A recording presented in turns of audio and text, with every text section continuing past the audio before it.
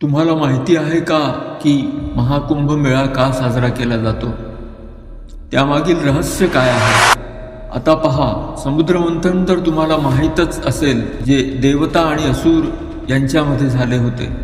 जेव्हा समुद्रमंथनाच्या दरम्यान अमृत कलश निघाला तेव्हा देवता आणि असुर यांच्यामध्ये प्रचंड युद्ध झाले आणि 12 दिवस असुर त्या देवतांचा अमृत कलश मिळवण्यासाठी पाठलाग करत होते.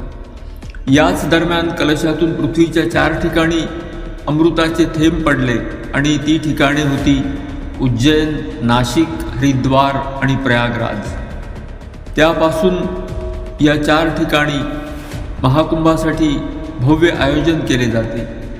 पण कुंभ ही 3 प्रकारचे असतात. अर्धकुंभ जो 6 वर्षांनी होतो, पूर्ण कुंभ जो 12 वर्षांनी होतो आणि महाकुंभ म्हणजेच पूर्ण कुंभ जेव्हा 12 वेळा पूर्ण होतात तेव्हा जाऊन एक महाकुंभ होतो, म्हणजेच 144 वर्षानंतर. आणि हे सौभाग्य आपल्याला आणि तुम्हाला 2025 मध्ये मिळाले आहे. तर या महाकुंभात येणाऱ्या 45 कोटी लोकांमध्ये तुम्ही सहभागी होऊ इच्छिता